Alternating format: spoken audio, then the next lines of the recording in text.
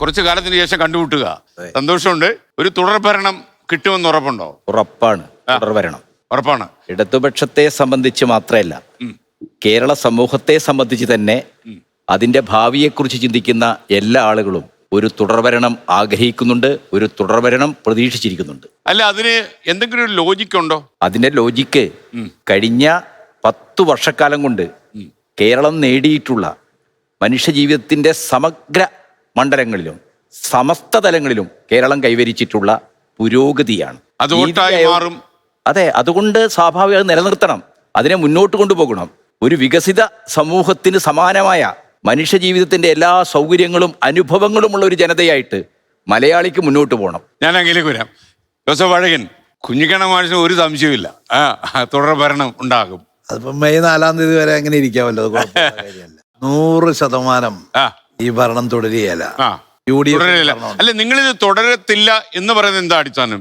ഒരുപാട് കാരണങ്ങളുണ്ട്. ഈ തെരഞ്ഞെടുപ്പ് കാലത്ത് തന്നെ ഞാൻ എൻ്റെ ഓർമ്മയിൽ ഇതുപോലെ ഇടതുപക്ഷം ഡിമ്മായി നിൽക്കുന്ന പ്രചരണ രംഗത്ത് ഡിമ്മായി നിൽക്കുന്ന ഒരു തെരഞ്ഞെടുപ്പ് ഇതുവരെ കണ്ടിട്ടില്ല. അവരുടെ പ്രവർത്തകർ പോലും പല സ്ഥലത്തും വളരെ നിരാശരായിട്ട് തെരഞ്ഞെടുപ്പ് രംഗത്ത് പോലും കാര്യമായിട്ടില്ലായിരുന്നു. അത് വളരെ കാരണം ഒരിക്കലും അങ്ങനെ ഇടതുപക്ഷത്തിന് സംഭവിക്കുന്നതല്ല. കാരണം അവർക്ക് മറുപടി പറയാനില്ലായിരുന്നു. കാരണം അത്രമാത്രം പ്രശ്നങ്ങളായിരുന്നു.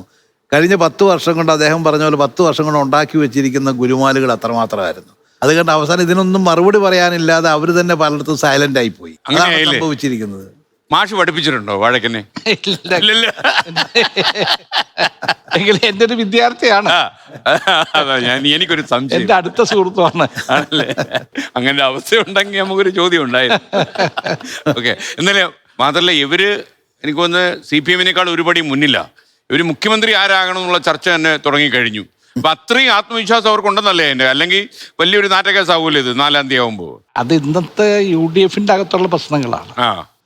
കോൺഗ്രസിൽ ഇത് പുതിയ സംഭവങ്ങളൊന്നും അല്ല. ഇതിനു മുമ്പ് തർക്കങ്ങളും. ഈ ജോസഫ് വാഴക്കന്റെ ഈ ഒരു നിഗമനം, അതായത് വേണ്ടാത്ത കുഞ്ഞിക്കണ്ണൻ സഖാവിനൊരു വെറുതെ ഒരു ആത്മവിശ്വാസമാണ് എന്നുള്ള ഒരു തോന്നൽ 4-ാം തീയതിയോടെ മാറും. അല്ല, അത് നമ്മൾ കാണുന്നത് ഇന്ത്യയിലെ ഏതു സംസ്ഥാനങ്ങളുമായി താരതമ്യപ്പെടുത്തിയാൽ കേരളം വളരെ മുമ്പിലാണ്. പല രംഗത്തും, ആരോഗ്യ രംഗത്ത്, ക്രമസമാധാന രംഗത്ത്, വികസന രംഗത്ത്. അത് മലയാളികളെ സംബന്ധിച്ചിടത്തോളം അത് തുടരണമെന്നൊരാഗ്രഹമുണ്ട്. അതിന് വലിയ സംഭാവന കഴിഞ്ഞ 10 വർഷക്കാലം പിണറായി വിജയൻ നയിച്ച ഇടതുമുന്നണിക്ക് കഴിഞ്ഞിട്ടുണ്ട്. അതൊരു തർക്കമില്ലാത്ത കാര്യമാണ്.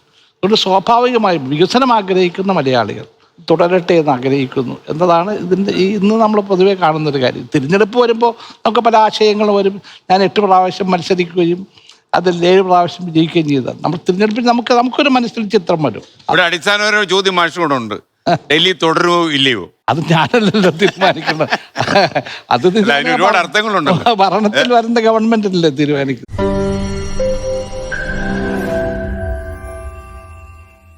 ലോകത്തെവിടെയായാലും ഏത് സമയത്തും 24 വാർത്തകളും ഓഗ്മെന്റഡ് റിയാലിറ്റി പാക്കേജുകളും എക്സ്പ്ലെയിനറുകളും വിശദമായി കാണാൻ ഞങ്ങളുടെ YouTube ചാനൽ നിങ്ങൾക്ക് സബ്സ്ക്രൈബ് ചെയ്യാം.